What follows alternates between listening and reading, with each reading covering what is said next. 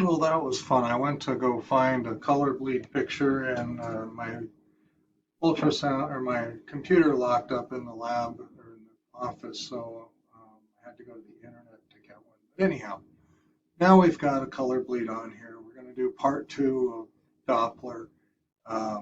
And honestly, it's long enough. We probably should have done two parts anyhow. All right, so this is color bleed. You can see where there's color outside of the vessel where it shouldn't be. It's also known as ghosting or flash artifact, sometimes people will call it. Wall filters can help eliminate some of that, and they're also known as high pass filters. Anyhow, wall filters for spectral are a little bit different than color. So for spectral, um, the scale you adjust it for, excuse me, the control panel adjusts for high pass for spectral, and the scale, the PRF for color, is what adjusts the generally would adjust the filter for the color. In these images on the bottom right here, we see a wall thump in the image, and by turning the filter up to 75 hertz, any frequency shift below 75 hertz is just completely eliminated.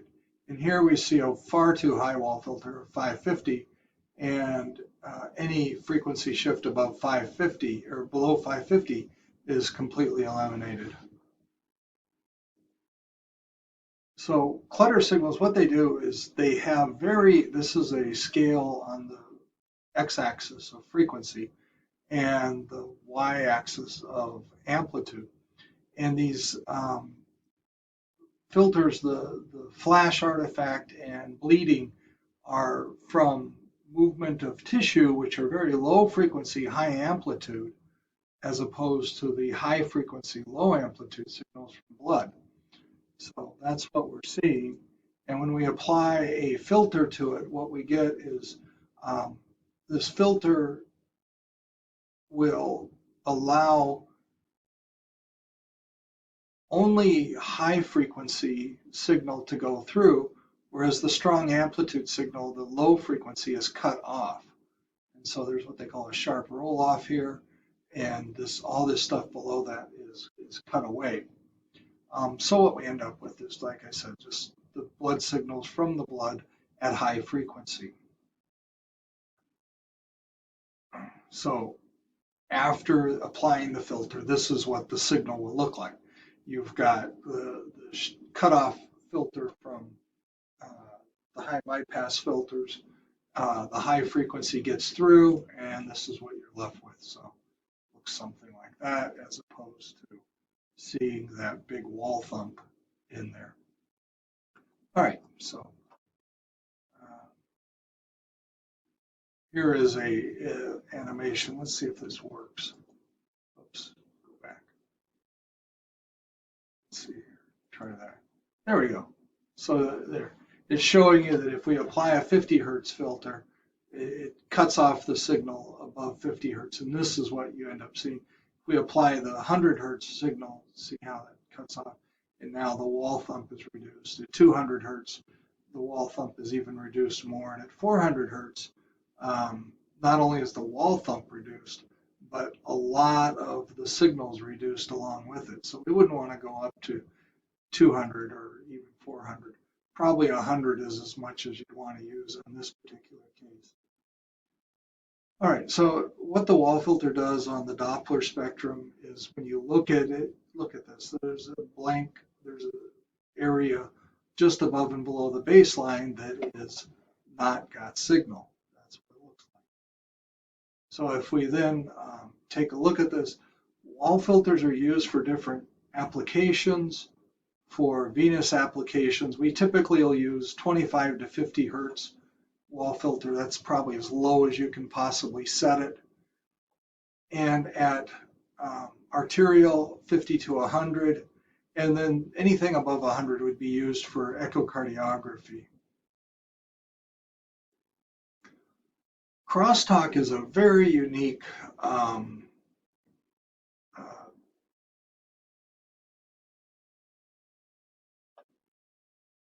artifact associated with spectral Doppler. And what you see is you'll see spectrum appearing above and below the baseline. And this is resulting from either too high of gain, which we call the oversaturation of the phase quadrature detector. If you remember, the phase quadrature detector is what detects direction. So if we oversaturate it, we end up with direction in both, a signal in both directions, above and below the baseline. And then crosstalk is also associated with incident angles too close to 90 degrees. And that's what's known as inherent spectral broadening. And I'm going to take a second here and go into explaining what inherent spectral broadening is for you. All right, so if we have a transducer, I'm just going to quickly draw in a crystal here with lots of little subcrystals in it. Okay, and if you've got your Doppler signal coming from your artery somewhere along here, let's say you're close to 90 degrees, so we're going to go close to 90. There we go. And the blood flow is heading in that direction. Well, because you're getting close to 90 degrees, what happens is that these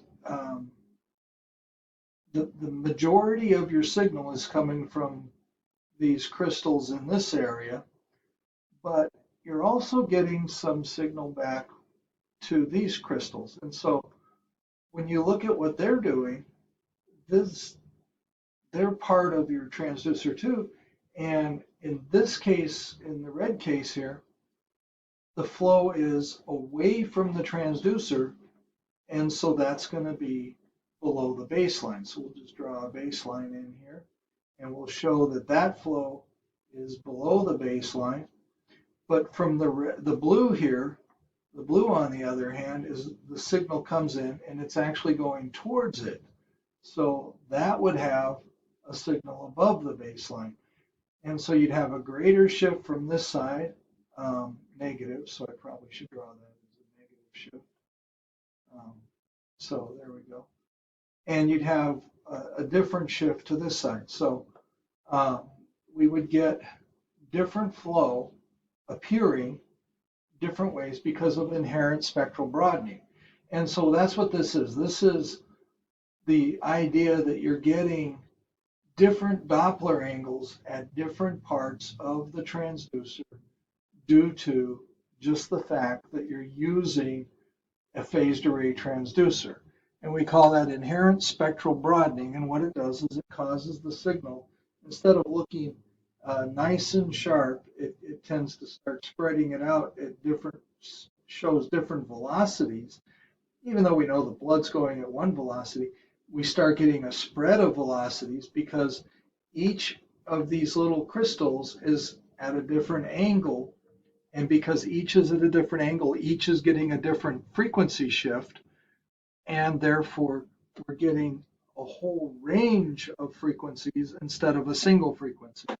And we call that spectral broadening. In general, when we look at the spectral analysis, we're getting blood traveling at many speeds and directions. And this gives us lots and lots of mini Doppler shifts throughout our signal. And our spectral analysis shows these Doppler shifts in this broadening of the spectrum. So we see a broadening of the spectrum down there.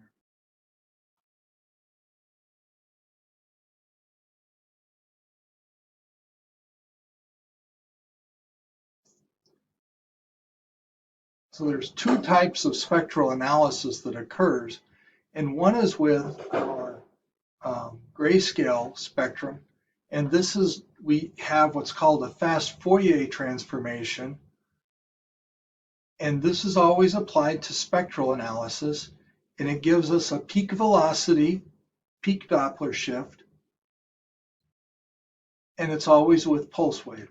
And then there's another technique called autocorrelation, and you should associate autocorrelation with color, and it only gives you the mean velocity. Well, we use peak velocity in order to make a diagnosis. So you can never make a diagnosis with color because it only gives you the mean velocity. You always make your diagnosis with spectrum. And so the fast Fourier transformation is done on a little chip. And we used to have little chips back in the old days, say when I was a youngster, that did what we called zero crossing detectors. And they gave us a spectrum that didn't look like a spectrum at all. It was just a line tracing. And so this is a line tracing from a zero crossing detector. And these are also known as chirp-Z or time interval histograms. All of these are reporting mean velocities rather than individual peak velocities. So when you see a single drawn line on a screen, you should start thinking, oh, that's a zero crossing detector, and it's going to give me a mean velocity or an average velocity. The fast Fourier transformation, on the other hand, or as we call it typically, FFT, is very accurate. It displays all the components of the velocity information. You can see on this turbulent flow here on the upper right, you see the reverse flow, the forward flow, you see the wall thump and everything.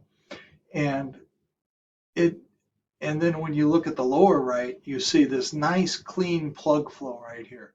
You look at that, that's during the early systole, and you get this nice clean plug flow, which then broadens out into laminar flow, uh, parabolic laminar flow in diastole, and then again, plug flow, and then parabolic laminar flow.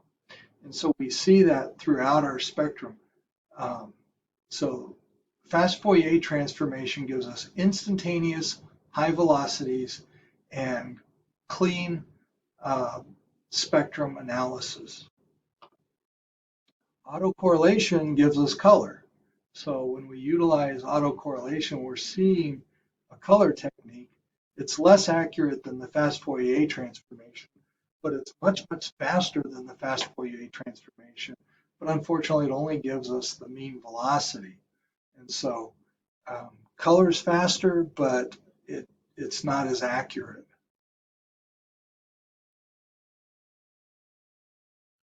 So here's a good question for you. Does this picture display laminar or chaotic flow? And I'll let you answer that one. Um, so here's a summary of our different wave flows, and this is taken straight out of the book, so I'm not going to read you the whole page.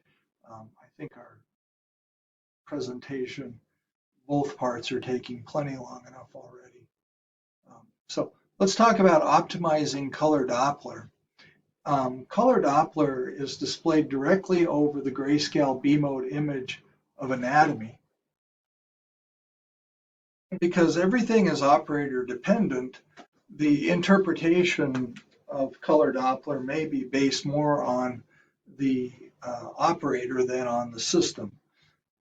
System settings can change color Doppler images. They're very pleasing to the eye, but they're really not diagnostic. So we don't normally use color Doppler as a diagnostic tool. We use it to find the areas of flow and then put the spectral in it to get the information that we need for the diagnosis. So with normal incidence, that's 90 degrees to the flow, normally we have no Doppler shift occurring. So we see in this color box up in the top, in the very center, there's really no flow appearing. You do see flow on either side, and that's because of inherent spectral broadening. The angles on the sides of the transducer are showing some incination artifact. But in the center, you can see that there's these areas of darkness that keep appearing. So we always have to adjust our incination or our color box in order to get good color flow. So this is a color box incination that really looks fairly nice here. This one here is fairly nice also. And so we always want to be sure that we've checked our angle between our vessel and our sound. So The top one, straight down, not necessarily good. It does show some color shifts, but that's an awful picture. The second one, the middle one, is showing the correct Doppler angle for this vessel. And then the third one is showing the incorrect Doppler angle for the vessel. So your vessel is going upward and your Doppler angle is almost at 90 degrees to it. We want to minimize that angle between the flow and the sound wave. So we always want to use this in the middle here instead of that on the bottom.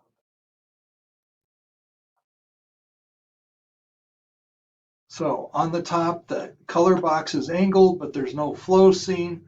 Why? Again, we're almost to 90 degrees to the vessel walls. Okay.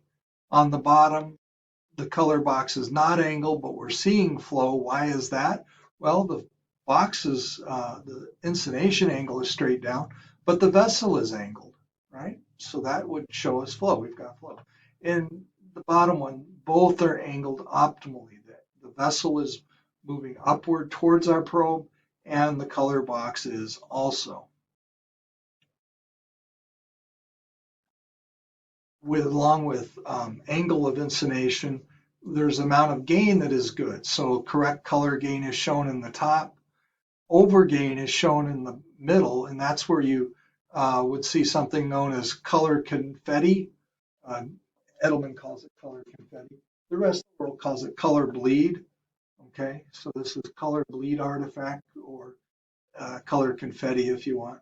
And then in the bottom we see incorrect gain. The gain is far too low, so we're seeing not enough filling in of the Doppler signal. With sector scanners, it's a little different. We cannot angle correct it, so there's no angle steering with a sector. We have very limited, because of that, we have very limited operator controls on our color also. So with our spectral gain, again, we want good gain where we can see all the spectrum. We don't want to overgain it where we're getting our entire signal is just whited out. And we don't want to undergain it where we're missing the peak velocity. So you want to make sure you've got your spectral gains correctly also. Color aliasing can occur. Now we've already talked about grayscale aliasing where it wraps over. And with color aliasing, it does sort of the same thing. It wraps from the color scale up over the top of the color scale and starts becoming the color on the bottom. All right. And so we're going from red directly to blue in this case. All right. And so that's when our color exceeds the Nyquist limit. All right. So this is color aliasing. And to correct it, you just turn up the PRF. It's pretty simple. And so the way to tell, though, it's very important to know if you're aliasing or if you've got flow reversal. All right. So aliasing goes from red to blue without going to black in between. Reversal goes from red to blue, but there's always a black band in between if it's truly reversing. And so here we see a normal carotid bifurcation, and at the bifurcation there's an area we call the bulb, which has an eddy current or a swirling around that reversal of flow, and we see the red flow go through there, and we see this reversal of flow with a little black band between the blue and the red, which tells us that this is truly reversal. Up here on the top one, we have red going from red to blue with no black between it, so this is aliasing, and you can obviously tell that they look a bit different. So the color Doppler scale has to be set correctly. If you increase the color Doppler scale, you get rid of aliasing, but you lose slow flow. So you wouldn't want a high scale in order to see venous flow. You would lose your venous flow. If you decrease your scale, it improves the sensitivity to slow flow, but it also decreases your sensitivity to high velocity and also increases your flash artifact. So sometimes people won't be seeing the Doppler that they need to. They're looking at an arterial vessel and they're not seeing any flow in it. And they can't figure out why. And it's because literally they have the scale turned too low and they've lost their sensitivity to high velocity flow. So that's a problem. So make sure your scales are set right. We talked about a color wall filter um, being set by the scale. And if you look at this, this is a good example here. Your color wall filter is this black band here in the middle. If your scale is set low, say a high of 20, low of -20, then this little black band takes up a greater percentage of this 0 to 20 than it does in this 0 to 80. So the black band is the same size, but in this case, in A, it's 1/8 of 80. In this case, in B, it's 1/8 of 20. So they have a very different amount of the scale that they're filtering out, if you will. This is a picture taken with a machine that actually has a color wall filter built into it. And you can see if we turn up our wall filter, here it's it's up, and we're seeing around the edges of the vessel, it's missing some flow. And this one, it's down, and so it's filling in those areas a little better. Spectral wall filter can certainly eliminate low frequency Doppler shifts near the baseline, but it also affects the visualization of those low frequency shifts. And so with spectral wall filter, you can see on this picture on the right, the wall filter is turned down, and we see all the signal clear to the baseline. The one on the left, on the other hand, has a wall filter turned up, and we're missing a significant portion of the signal on that one. There is a button called the color threshold or color priority on your machines, and the color threshold adjusts whether or not color or grayscale information will be displayed. And what it does is there's a little green line on this image here. And below the green line, if the grayscale is dark enough to be below the green line, then it will not show color. Okay, so if we raise it up higher, it'll show color even if there's grayscale in the image. So what can happen is you can turn your color threshold all the way down, and nothing is dark enough then to show color.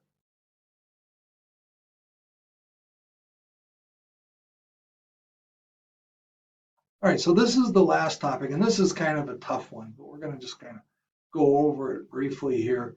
And if you have any questions, stop in at office hours and ask me.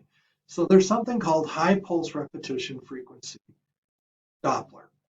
And high pulse repetition frequency Doppler employs multiple sample volumes at multiple levels because we're Dopplering at a deeper depth than our pulse repetition frequency can keep up with. Okay, so we don't want aliasing, so we turn down our PRF to avoid aliasing, but then when we turn up our